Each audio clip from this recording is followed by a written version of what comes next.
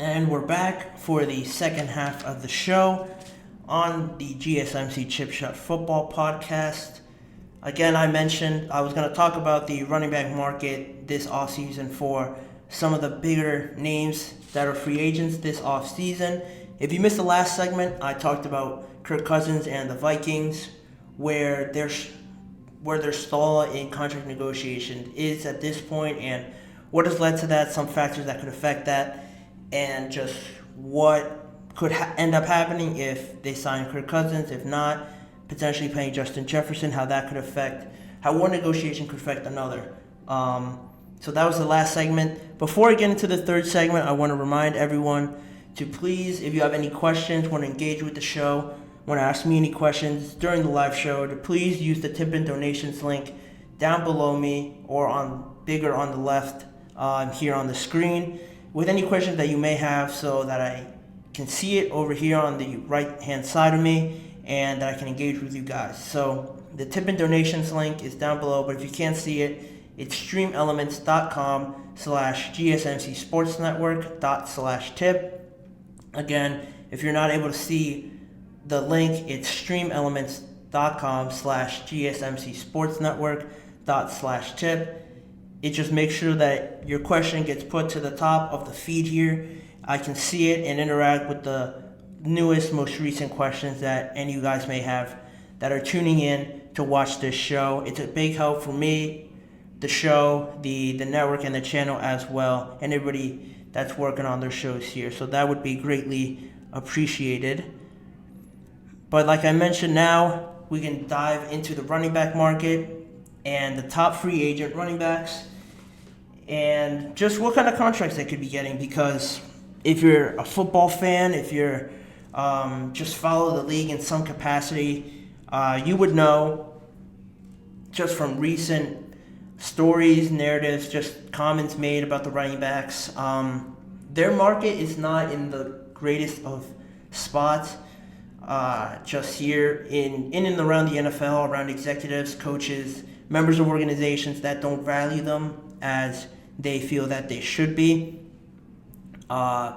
It's been made a big situation recently with guys like Derrick Henry speaking out about it, Najee Harris also being a big advocate for that, getting running backs paid the amount of money that they believe that they should be.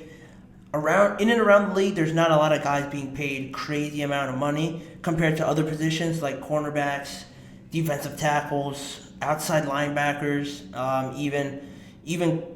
obviously quarterbacks, wide receivers. The money is crazy with all those guys, really, presumably all the other offensive players other than the running back. The highest earner right now for running backs is Christian McCaffrey at $16 million per year. Then it's Alvin Kamara, who just recently got his deal at $15 million.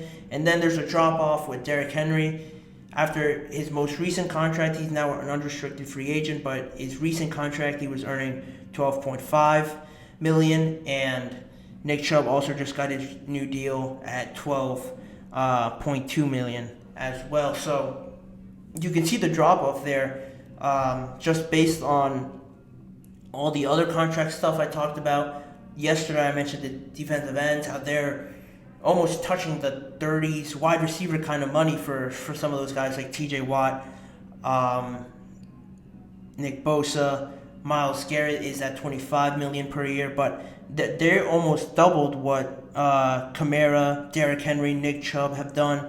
Not so much Christian McCaffrey, but Nick Bosa is earning $34 million per year, and that's more than double what Christian McCaffrey is doing. And Christian McCaffrey, I think from anybody that watched a second of football, if anybody watched one Sunday football this season, they would have known a lot about how important Christian McCaffrey was for the 49ers and how much he improved their offense just from that trade that they made, and how he just changed the narrative around the 49ers, because once they got him, everybody assumed that this team, there's no way this team could lose with the amount of weapons that they have, the O-line that they have, the coaching that they have to complement that defense.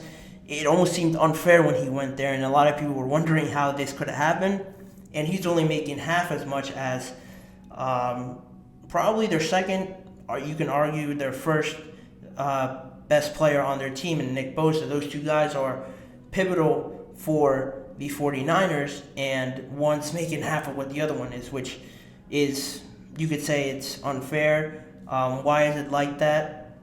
A lot of people just around in the NFL just think that the traction and mileage, if you will, on running backs goes up a lot more on them than any other position in the NFL.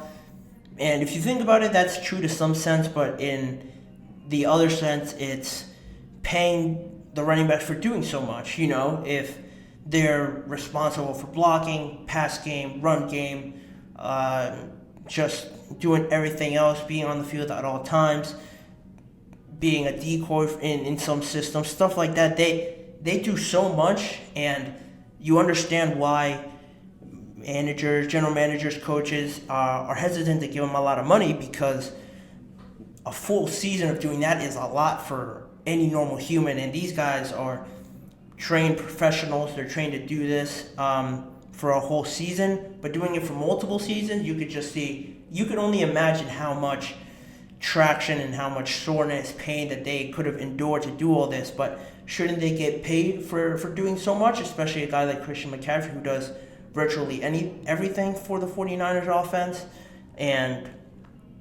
But that's a discussion for is the running back market unfair? I was going to talk about some of these guys that are looking to get paid and are looking to probably not reset the market, but trying to get paid what they feel that they deserve. So one of the biggest names that has been mentioned this offseason has been Saquon Barkley. And the New York Times posted an article, or just a report, that it's unlikely that the Giants will tag him again, or that they could work out any contract extension, most likely, because they're not going to use the tag on him again. And he's the kind of player that, again, could pretty much do everything, and his numbers might not reflect what Christian McCaffrey's numbers are, but that's just, in my opinion, because of who's around Saquon Barkley and who's around Christian McCaffrey. We'll never know if you put Saquon Barkley on the 49ers, if he puts up the same numbers, but just on the eye test, the one really good season that Saquon gave you in New York, I don't see why that's very far off the realm of possibility, thinking that that Saquon could do similar sort of things. Another high name in the free agency market is Derrick Henry. Josh Jacobs and Tony Pollard are the main guys, I think. And SportRack doesn't have any of these guys making more than $10 million a year. It doesn't have, and it also doesn't have any of them signing a deal that goes past each of their respected ages of 30 or 32, because Derrick Henry is, I think he's 30. If he didn't just turn 30, he's about to, and he's 29. But SportRack had any contract that he gets, they estimated it to be around 2 years, $9 million to $10 million for a guy of that level, who has been carrying the running back reputation for so many years now in Tennessee. Another guy that you could argue, if he's not there in Tennessee, I don't think we'd be talking about Tennessee as much as we have been in some of these close games that they've been in. Mike Vrabel did everything that he could to make sure that Derrick Henry was the identity of that offense, of that team. They were going to run it at you 1,000 times, kill the clock, and give your offense minimal possessions to win the game. And just that pivotal piece to then say he's not going to get paid more than $10 million, which is fourth on this list of running backs, highest paid earners in the NFL, is kind of crazy, but it just goes back to that age thing, right? A lot of these executive people think that past the age of 30, if these running backs are getting drafted at 23, a lot of them stay for a lot more years, 23, or maybe at the earliest, I should have said like 20, 21. By the time you get to 30, you can only imagine the traction, the pain, injuries you could have suffered in that time being a running back, physical, especially a physical back like Derrick Henry, he is getting punished a lot more than these sort of scat back, agile guys that will beat you more with their speed and not take as much context as Derrick Henry. And he is already off of a deal that I mentioned. He's getting $12.5 million. He already signed his second deal after his rookie contract, so he's looking for another deal because he, I assume, believes that he could play at least 2 to 3 more years, and he's looking for that kind of last contract to get paid for almost his reputation. I'm assuming he's going to bring to the table, saying, look what I did here, what I could bring to another organization potentially based on what his reputation says. It won't be for long, but at least he has that to build on.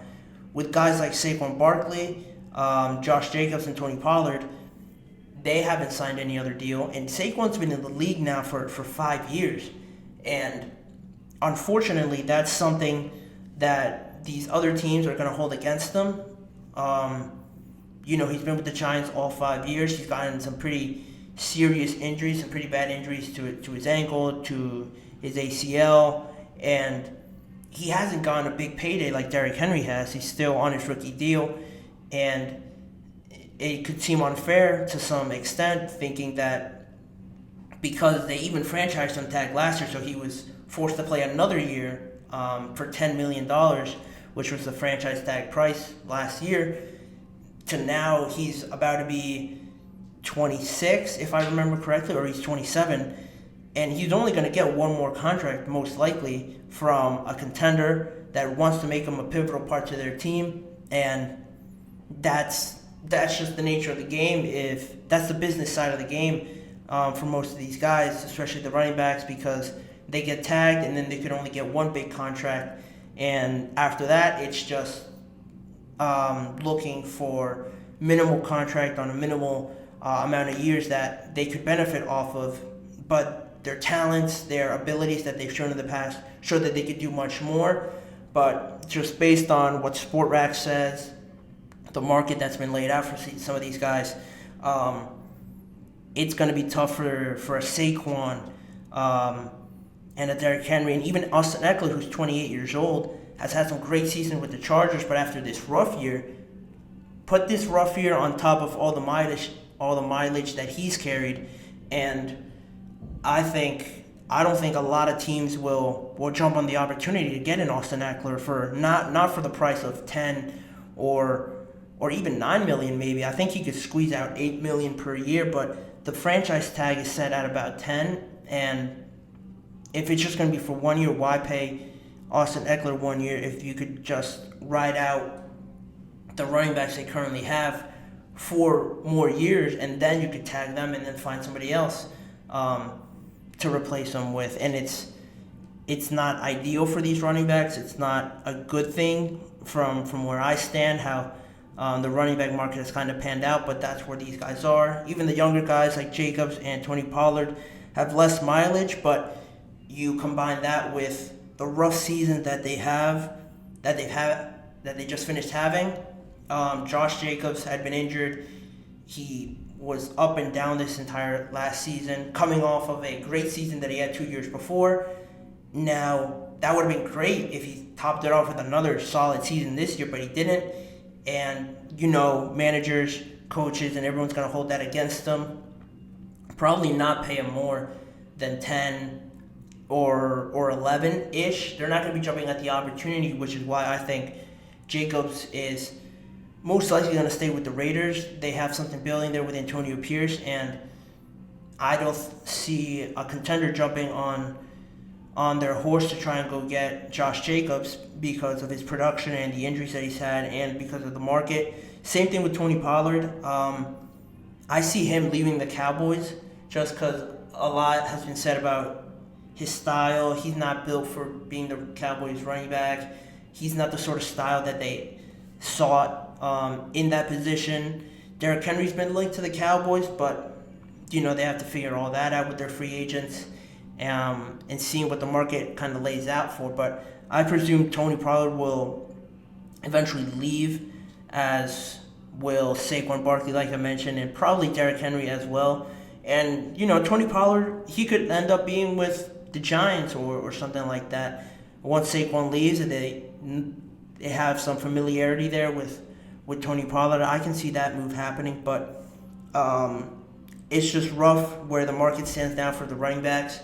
They're not projected to make a lot of money, and a lot of these guys will only get one large contract in their careers. And it almost seems like everything they do, if they mess up once, it holds them accountable for a lot more than it does for other positions in football. So that's kind of where the market stands out right now. It's not looking great for these running backs, but some of them could be great pieces on contenders for 3 to 4 years, and then they can move on. It won't be a big risk for some of these contenders to take, like the Texans. I would love, like I mentioned yesterday, if they had Saquon Barkley on that team, because they get out for 3 years, they have a good amount of cap space, and it won't hurt them to sign him, and they're going to get his talent at a premium price of most likely $10 to $11 million per year. And if Derrick Henry does end up going to the Cowboys, it all fits into that plan I mentioned on this show before too, that they should go all in this season, right at the contracts of Mike McCarthy and Dak, because I don't think Dak should be getting a lot of money, a contract extension from them for $60 million like it was reported.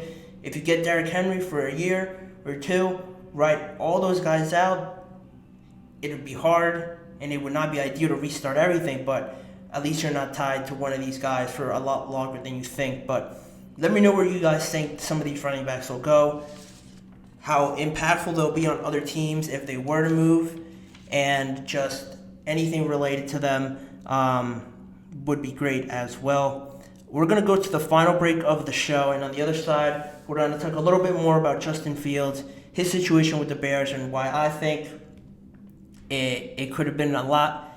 It has to do a lot more with a mutual decision, mutual reasons for the fault of this not going as a lot of people predicted. So don't go anywhere. That'll be up next after this final break.